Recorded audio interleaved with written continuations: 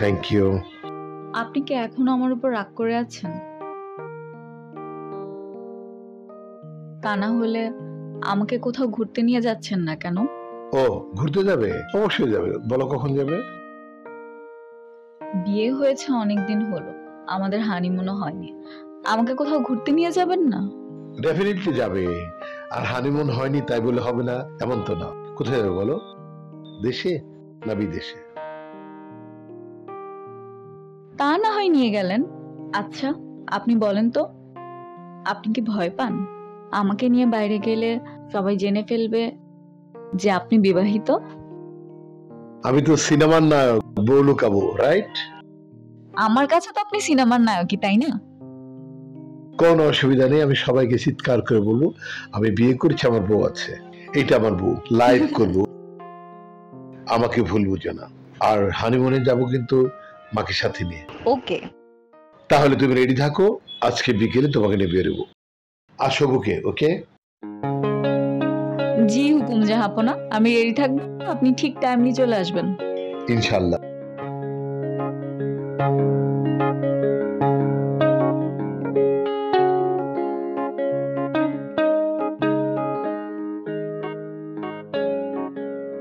Sir, আপনি আমাকে ডাকছিলেন স্যার?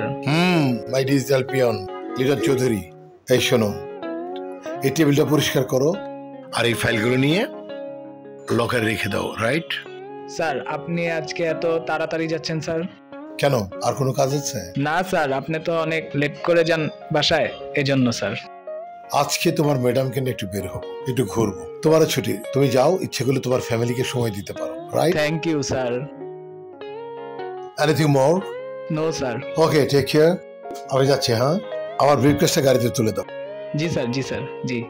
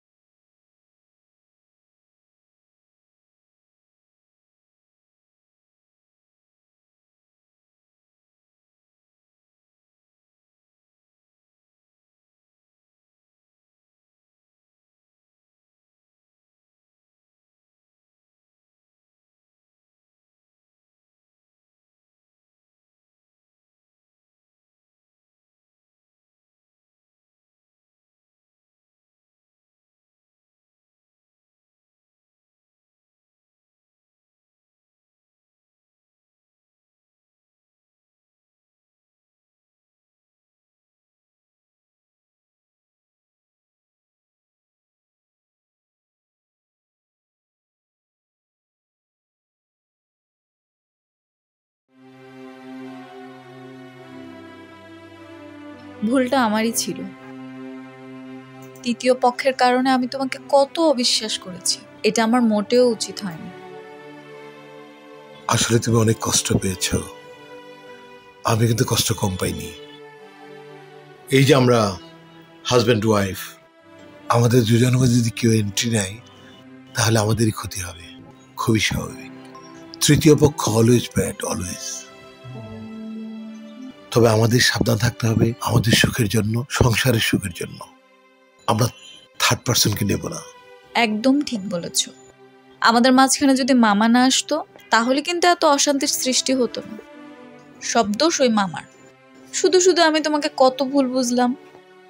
তবে তবে আমাদের স্বামী স্ত্রীর মধ্যে বিশ্বাসটা আরো বাড়াতে হবে, তাই না? সুখটা এমন যে নিজদেরই আসলে তৈরি করতে হয়, আর কষ্টটা এমন যে সবসময় যন্ত্রণা দেয়, কোনো উপকারে লাগে না। যাই কিছু হোক না কেন, আমার মতে শেয়ার এবং কেয়ারিং থাকা উচিত। তুমি ঠিক বলেছ, সংসার হলো আল্লাহর নিয়ামত। এত সুন্দর পবিত্র জিনিসটাকে আমরা তৃতীয় পক্ষের দ্বারা ভুল বুঝাবুঝি করে নষ্ট করব না। এখন থেকে আমি অনেক অ্যালার্ট থাকবো। আর তুমি আমাকে কথা দাও, তুমি আমাকে বিশ্বাস করবে, কখনো ভুল বুঝবে না, আর আমাদের মাঝখানে কখনো তৃতীয় পক্ষ আসবে না।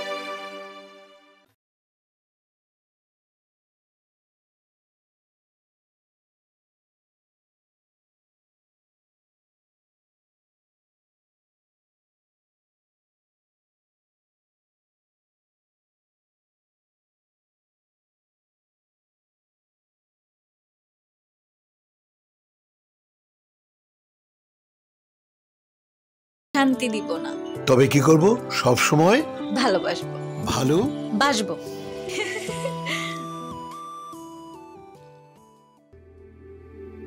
আপনি তো ক্রাইম রিপোর্টার, আপনি কেন আমার অফিসে? এখানে তো বিজনেস রিপোর্টাররা আসে। কি হয়েছে বলুন তো? বলছি, এত অস্থির হবার কি আছে? ইন্টারকমে বলে দেন আপনার রুমে যেন কেউ ডিস্টার্ব না করে। কেন? আরে বললাম তো, বলছি এত অস্থির হবার কিচ্ছু নাই। একটু পরেই আমার কথা শুনলে আপনি হার্ট ফেলও করতে পারেন। কি বলতে চাচ্ছেন আমি কিন্তু বুঝতে পারছি না। আপনি কেন এসেছেন আমাকে ক্লিয়ার করুন তো। আমার পরিচয় তো একবার দিলাম, ভালোভাবে দিলে মনে রাখতে পারবেন তো? আমি কিন্তু দারোয়ান ডাকবো, দারোয়ান ডেকে আপনাকে বের করে দেব। আমি কিন্তু আমার কাজে আসিনি, এসেছি আপনার জন্য। আচ্ছা, আমি কি আপনাকে বলেছি আমার উপকার করতে আসেন? এই যে আমার হাতে মুঠোফোনটা দেখছেন, যার মধ্যে এমন কিছু আছে যা দেখলে আপনি অজ্ঞান হয়ে যেতে পারেন। কি দেখবেন দেখি? আপনার প্রিয়তম স্ত্রী, যার কিছু আগে।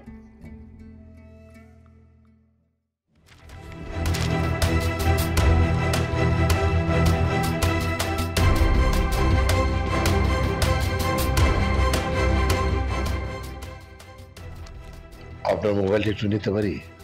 কেন? এই ফুটেজগুলো আপনি আমার ফোনে একটু ট্রান্সফার করে দিতে পারবেন?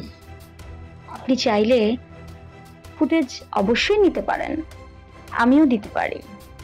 তাছাড়া এই ফুটেজ কিন্তু একটা ডিভাইসের জায়গা মতন আছে। পুলিশকেও কল করতে পারেন, পুলিশ এসে আমাকে অ্যারেস্টও করতে পারে, কিন্তু এই ফুটেজটা আপনি পাবেন না। চলুন একটা ডিল করি, আমার মনে হয় সেটাই আপনার জন্য বেটার। কি চাচ্ছেন আপনি বলুন তো? মোটা অঙ্কের, লাইক 15 লাখ টাকা। বলুন তো, এই ফুটেজগুলো আপনি কোথায় পেলেন? যখন লেনদেনটা শেষ হবে তখনই না হয় ডিটেলসটা দিব এবং বলবো। Take care.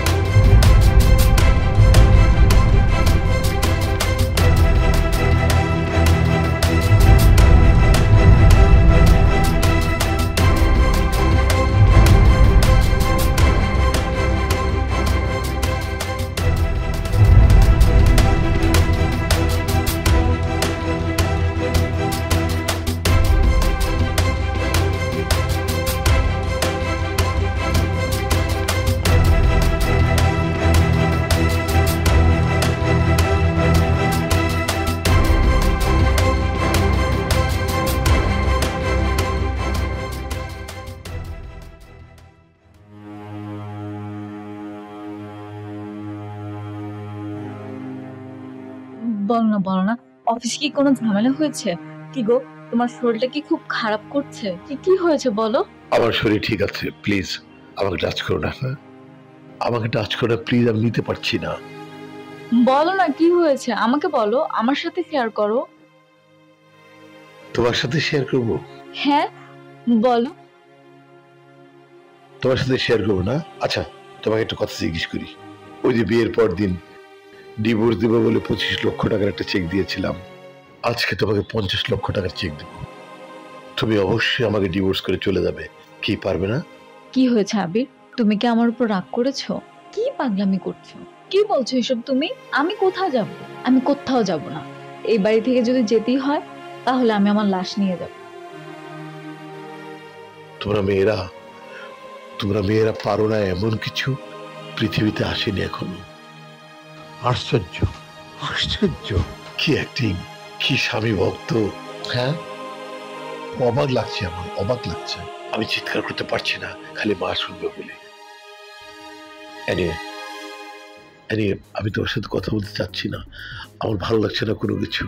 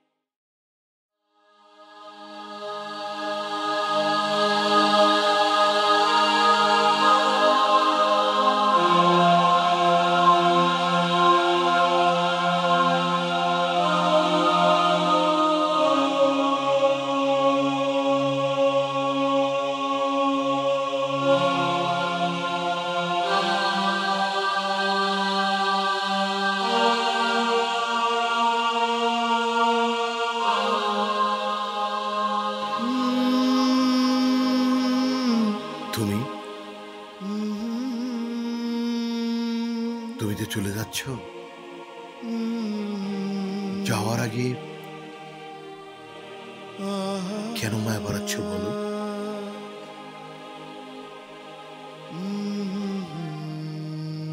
আমার কোনো দোষ ছিল না, মায়ের পছন্দে আমি তোমাকে বিয়ে করেছিলাম। যে অভিযোগগুলো তুমি করেছো, বিশ্বাস করো এর কোনোটাই আমি না।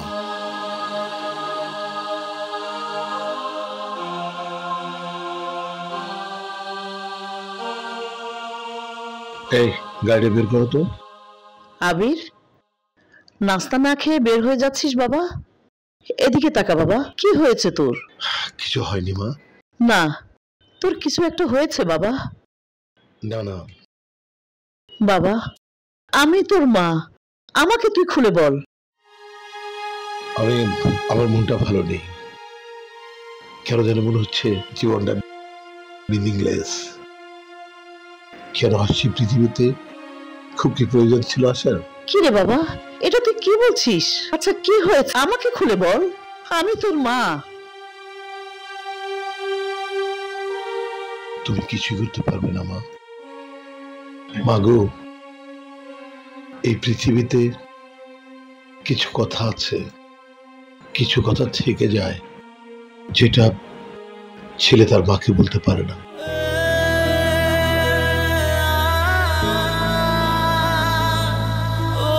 আবির,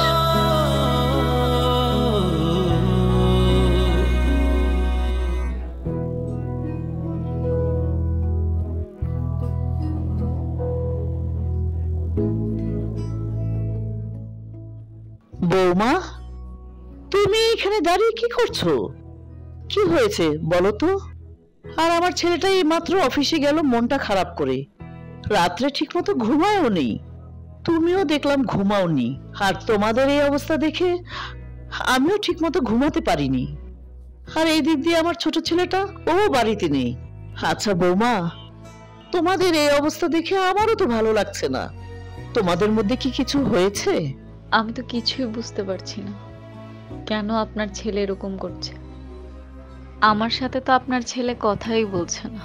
কি হয়েছে সেটা জানতে চাইলে সে আমার কথার কোনো উত্তরই দিচ্ছে না।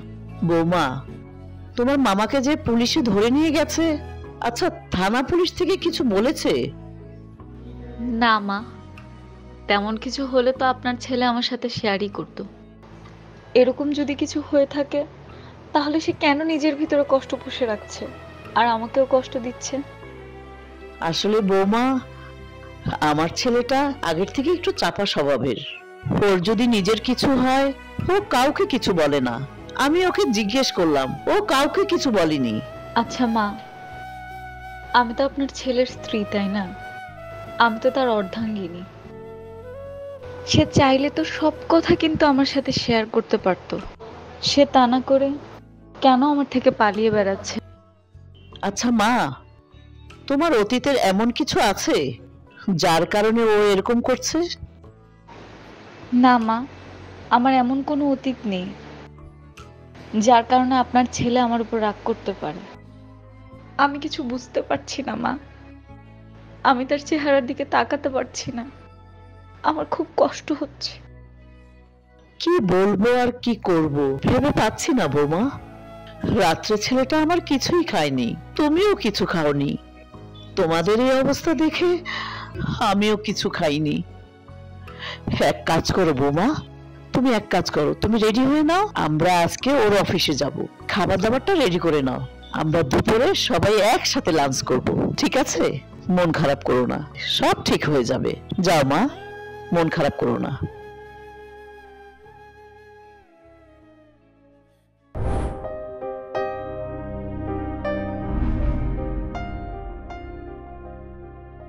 আপনি বসুন।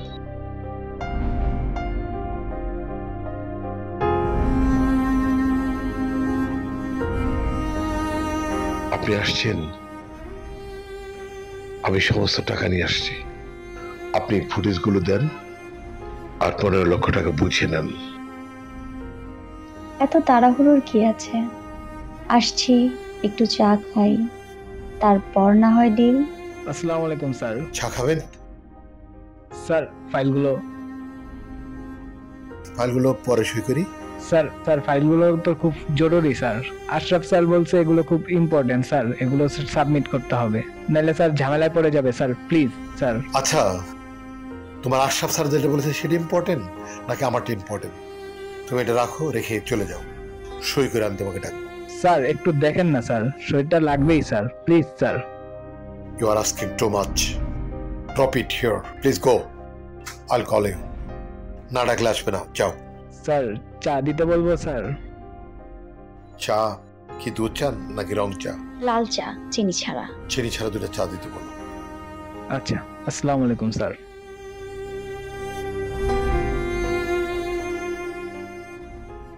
বর্ষা চৌধুরী, প্লিজ, আমি সময় নিতে চাচ্ছি না, চলুন আমাদের কাজটা শেষ করি।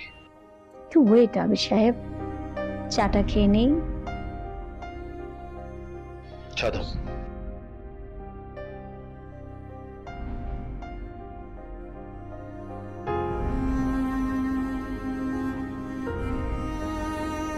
এই তুমি এখানে থাকো, কেউ ঢুকবে না রুমে। হ্যাঁ,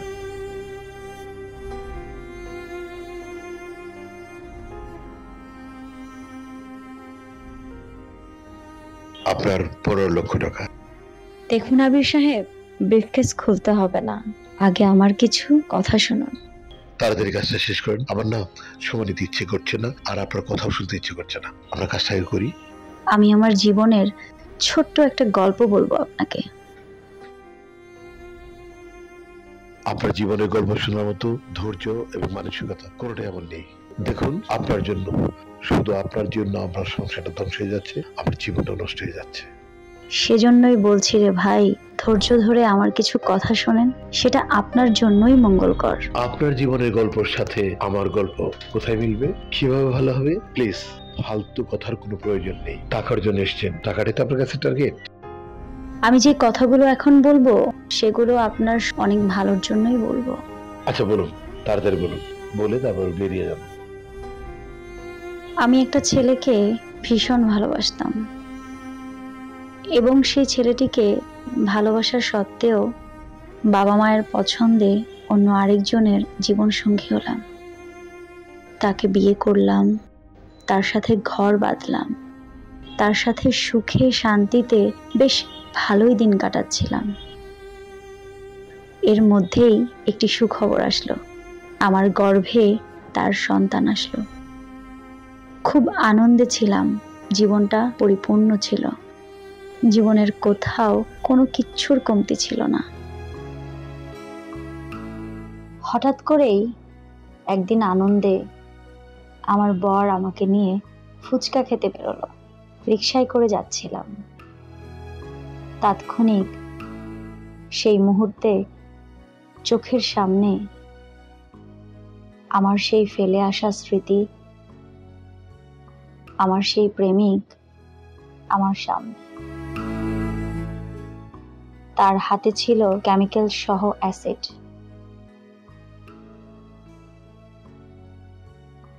সেটা সে আমাকে ছুঁড়ে মারে। আমার চোখের নিচ থেকে গলা অবধি পর্যন্ত যেই দাগগুলো দেখছেন, সমস্ত শরীরটা ঝলসে যায় এবং সে পালিয়ে যায় আর সে বলে, তুমি আমার না হতে পারলে এই পৃথিবীর কারো হওয়ার যোগ্যতা তোমার নেই, কারো হতে তুমি পারবে না। তখনই মাটিতে লুটে পড়ি এবং আমার স্বামী সহ আশেপাশের লোকজন আমাকে হসপিটালাইজ করেন। দীর্ঘ চিকিৎসার পরে আমি সুস্থ হই, পৃথিবীর আলো দেখি। কিন্তু যখন আমি আমাকে দেখি, তখন সেই মিষ্টি আমি আর ছিলাম না। তখন এক ভয়ঙ্কর রূপের আমি ছিলাম। তারই সাথে আমার স্বামীর কাছে ছিলাম আমি ভয়ঙ্কর রূপী মানুষ। যেখানে ভালোবাসার দিকে না তাকিয়ে বাবা মার কথায় বিয়ে করে এত সুন্দর সংসার করি, সেই মানুষটি আমার রূপের কাছেই হেরে গেল, হারিয়ে দিল এই সমাজের কাছে আমাকে। আমার রূপই হয়ে গেল তার কাছে সমস্ত কিছু। সে আমাকে দেখলে ভয় পেতে শুরু করলো। যখন দেখলাম তার এই নতুন রূপ, নিজেকে আর মানাতে পারলাম। আমার সন্তান পৃথিবীতে আসলো এবং মনের মধ্যে না প্রচন্ড ঘৃণা জন্মে যে পুরুষ জাতটা এমন কেন, এত বেশি খারাপ কেন, এই জাতটা কেন সুন্দরের পূজারী। যখন আমি সুন্দর ছিলাম তখন তার কাছে আমি দেবী ছিলাম, আর যখন আমার জীবনে অপ্রত্যাশিত একটা ঘটনা ঘটে গেল তখন আমি তার কাছে কাল হয়ে গেলাম, ভয়ঙ্কর রূপের হয়ে গেলাম আমি। তারপর থেকেই না পুরুষদের প্রতি আমার একটা ঘৃণা জন্মে যায়। আমার কাছে মনে হয় পৃথিবীর সমস্ত পুরুষেরা মুখোশ পরে থাকে। পরক্ষণেই কিছুদিনের মধ্যেই নিজেকে এস্টাবলিশ করি, লেখাপড়া করি, অনেক কিছু করি। এখন না সমাজে আমি অনেক এস্টাবলিশ, এভরিথিং ইজ ওকে। আপনার ওয়াইফের সাথে আমার পূর্ব একটা পরিচয় ছিল। তার কাছ থেকে যখন আপনার এত সুনাম শুনলাম, নিজের ভেতরে থাকে না কৃত মস্তিষ্কটা যেন ভর করে বসলো, কিছু একটা করা উচিত। প্রায় বলতো আপনার ওয়াইফ, তখন জিনিসগুলো মেনে নিতে পারতাম না। তারপর আমি নিজ হতেই আমার পরিচিত এক হ্যাকারের সঙ্গে কথা বলি এবং আপনার ওয়াইফের সঙ্গে একটা এআই, আর্টিফিশিয়াল ইন্টেলিজেন্স যেটাকে বলা হয় বর্তমান প্রযুক্তিতে, সেটার মাধ্যমেই ওই ভিডিওটা করা হয়। জীবনে অনেক স্ট্রাগল করেছি, আজ আমার কাছে সব আছে, কিন্তু আমার সুখ, আমার শান্তি কিছুই নেই, আছে শুধু একটা বিকৃত মস্তিষ্ক। তবে সেটিও আজ থেকে শেষ হয়ে গেল। শ্রদ্ধা, ভালোবাসা, সম্মান আপনার প্রতি। আপনার ওয়াইফকে ভুল বুঝবেন না, কারণ সেটি সম্পূর্ণই ছিল বানানো। জীবনের বাস্তবতাগুলো না অনেক কঠিন, তবে জীবনটা অনেক সহজ। জীবন চলবে জীবনের নিয়মে। আল্লাহ ছাড় দেন, ছেড়ে দেন না। ভয় আছে এই পাপের জন্য কত বড় শাস্তি যেন আমার জন্য অপেক্ষা করছে, সেটি হয়তো স্রষ্টাই দিবেন। মানুষের ক্ষতি করে কেউ ভালো কিছু করতে পারে?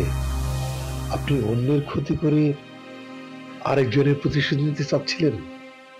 আপনার কথা শুনে আমি আমার স্ত্রীর সাথে খুবই খারাপ ব্যবহার করেছি। ও এতক্ষণে একটা অ্যাক্সিডেন্ট করে ফেলতে পারে। পৃথিবীতে এখনো যে ভালো স্বামী আছে সেটা আপনাকে দেখে বোঝা যায়, এবং আপনার স্ত্রী অনেক বেশি লাকি। স্রষ্টার কাছে প্রার্থনা করি আপনাদের সংসারটা অনেক ভালো কাটুক। এবং সত্যি আমি অনেক বেশি লজ্জিত, ক্ষমা করবেন। অনেক ভালো থাকবেন। আমার আসলে কোনো কিছুরই প্রয়োজন নেই। ধন্যবাদ। জানি না আমার সংসারটা আছে কিনা।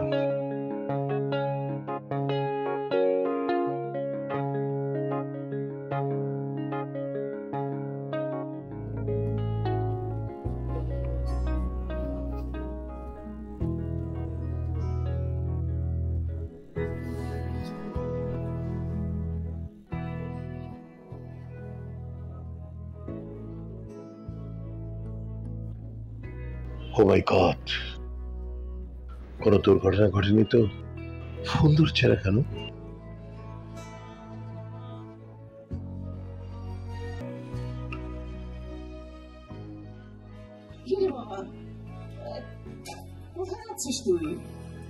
অনন্যা, আমি তোমাকে অনেক ফোন করছিলাম। আমি তো তোর কাছে আসলাম। আমরা আজকে তোর জন্য অনন্যা ভালো কিছু খাবার রান্না করেছে। তুই তো সারাদিন কিছু খাসনি, তার জন্য আমরা সবাই একসাথে যাতে খেতে পারি এই জন্য চলে এলাম। তোমরা খেয়েছো মা? না বাবা। তুমি খেয়েছো? খুব রাগ না আমার উপর? কে খুব রাগ? আমি আসলে জানি না আমি কি ভুল করেছি, তারপরও আমি সবকিছুর জন্য আপনার কাছে ক্ষমা চাইছি। আপনি আমার উপর রাগ করে থাকবেন না। খুব কি বেশি কষ্ট দিয়েছি বালিকা বধূ? মা, আসলে একটা মিসআন্ডারস্ট্যান্ডিং ছিল, সেটা তুমি নাইবা শুনলে। তুমি খাবার নিয়ে আসছো? হ্যাঁ বাবা, এই তো তোর অফিসে ডাইনিং টেবিলে রেখে এসেছি। তোমরা দুজনে কেউ খাওনি না? কি করে খাই বল? আমিও খাইনি। এনিওয়ে, ওরা অফিসের লোক অফিসে খাক, তোমাদের দুজনের জন্য আমাকে ট্রিট দেবো। এই কোথায়? 5 স্টারে। চলো।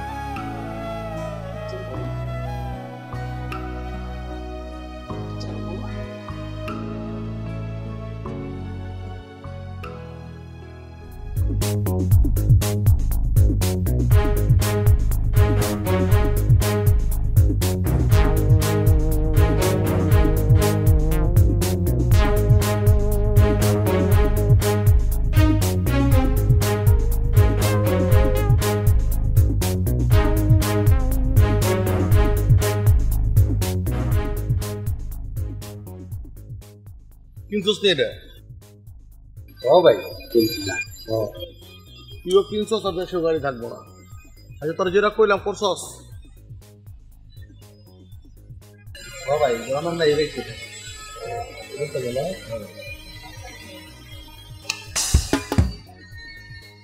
মারলেন কি আপনি? অনন্যা তোর গার্লফ্রেন্ড লাগে? অন্য নাই তো তার নাম। ভালো করে রাখো। অনন্যা ভাবি গো? অনন্যা ভাবি আর গোলা ভাই এটাই ঠিক আছে। দেখ তো ওইটা কি?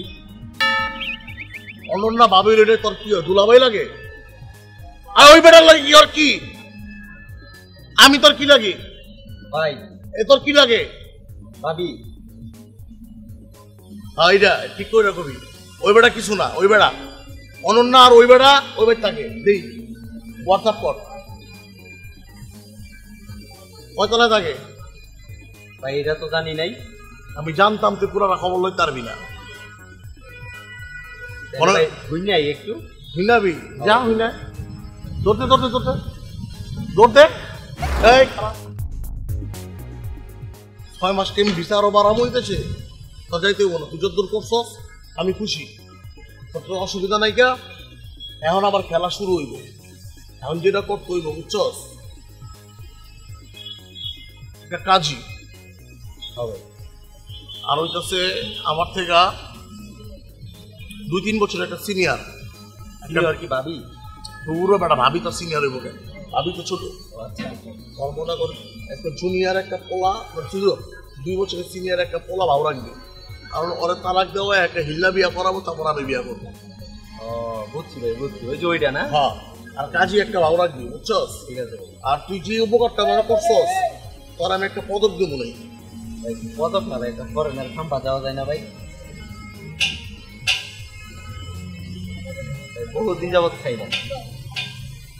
যা যেই কাম করছস তুই একটা পাস আব্বু তোর ভাবি যা করতে যা যা। ঠিক আছে আসি ভাই। হ্যাঁ যা যা যা যা যা আল্লাহ যা যা যা।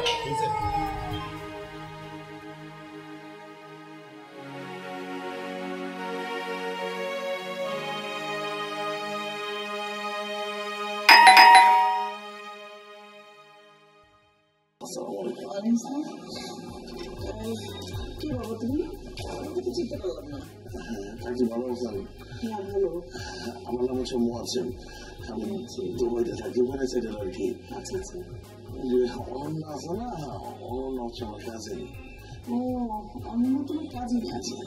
তো বিয়ের সময় তো তোমাকে দেখলাম না বাবা। আমি তো দেখি নাই, কারণ বিয়ের সময় আমি ছিলাম না। আচ্ছা আচ্ছা। ভিডিও ফুটেজে দেখছি আপনারে।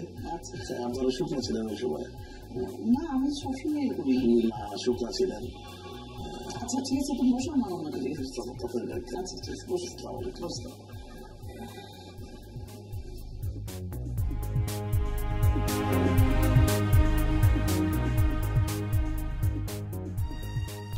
তোরা খুশি আমার ফোন দিবি না?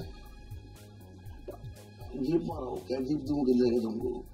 আমি তো গেছিলাম তোর ঘরে যে নৌকা করে বিদেশে, তখন তো তোরা আমার কোনো টাকা দোষ সাহায্য করতাম, একবার তো ফোন দিয়ে খবর করতাম। এখন আমার টাকা পয়সা হয়ে গেছে, এদিকে আমার মানে আমার তুমি তুলে দেবো না, কোনো কিছু দরকার নাই। তোরা কজন আছিস কম, আমি টাকা পাঠাই দিব, খেয়াল হবি, দেয়া সাক্ষাৎ করতে পারবো না, আমি ব্যস্ত আছি।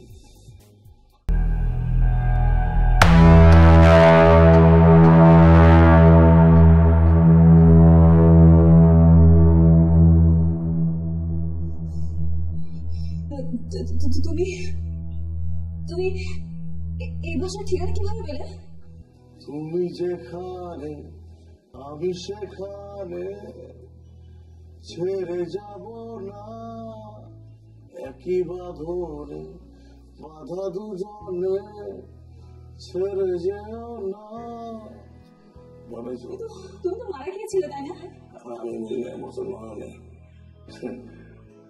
আপাতত যাইতেছিলাম নৌকা করে মালয়েশিয়া। 3 দিন 4 দিন যাওয়ার পরে খাওয়ান দাওয়ান সব শেষ। তারপরে যদি উন্না মরে গেছে গা। আর আমার তো চর্চা সারা জীবন খাইছি না, প্রথম খিদা কষ্ট লাগছে, পরে সব চর্বি কেটে গেছে। খাওয়ান দাওয়ান খাইতে হয় না। এত পকের একটা ছবি আছিল, ছবি দেখে আমি দিন পার করে দিছি। গেছি গা মালয়েশিয়া, ওখানে আছে 6 মাস। তারপর এক লোকের লোক পরিচয় হয়েছে। তারপর গেছি গা দুবাই তো পুরো মনে করলো সিস্টেম হয়ে গেছে গা, নিজের শহর বানাই দিয়েছি। দেখো আমার শাশুড়ি বাসে আছে, প্লিজ তুমি এখান থেকে এখন চলে যাও প্লিজ। তুমি আমার কাছে কি চাও বলো? আমি কি চাই তোমার না বললে কি কথা ছিল? আচ্ছা প্লিজ তুমি এখানে সিক্রেট করো না, আমি রিকোয়েস্ট করছি তুমি এখান থেকে চলে যাও। তুই পারলা কেন না? হ্যাঁ, টাকার কাছে বিয়ে হয়ে গেল গা, এটা কাম হইল। আর তুমি শাশুড়ি দেখলাম, তুমি শাশুড়ি না? হ্যাঁ, সারাদিন খায় কি দিয়েছে সকাল বলতে কথা হয়। তুমি আমার কথা একটু শোনো, মনোযোগ দিয়ে শোনো। হ্যাঁ, এটা হচ্ছে আমার হাজবেন্ডের বাড়ি। আর আমার শাশুড়ি বাসায় আছে। আমি তোমার কাছে রিকোয়েস্ট করছি, তুমি প্লিজ এখান থেকে চলে যাও। তুমি আমার সাথে কথা বলতে চাও তাই তো? আমি তোমার সব কথা শুনবো, আমি মনোযোগ সহকারে তোমার সব কথা শুনবো, কিন্তু সেটা এখানে না বলে আমরা, তুমি আমার সাথে কথা বলতে চাইলে আমি একটা কাজ করি না হয়, আমি আগামীকালকে তোমার সাথে পার্কে দেখা করবো।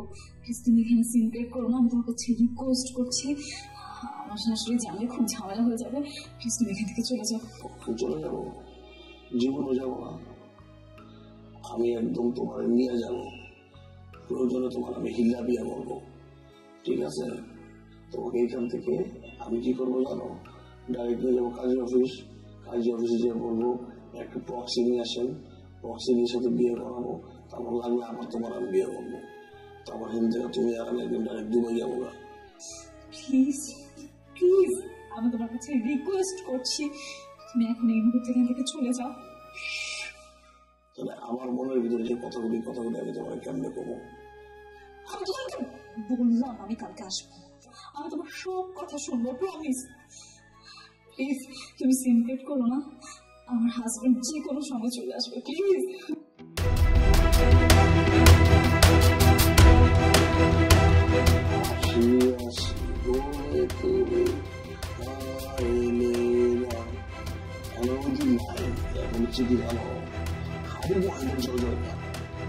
আমি তোমার মনের ভিতরে একবার ঘুরে আসতে চাই, আমার কতটা ভালোবাসা সেটা একবার জানতে চাই।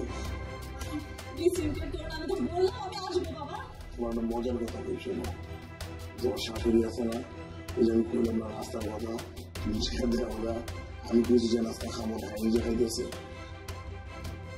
না হয়ে থাকে তো আমাদের করতে পারি ঢাকা শহরের মঞ্চের নামে করতে হবে আমরা, বুঝছো?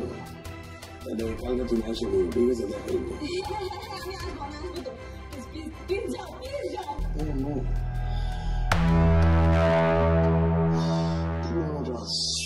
একটু ধরো না, ঠিক আছে? প্লিজ যাও,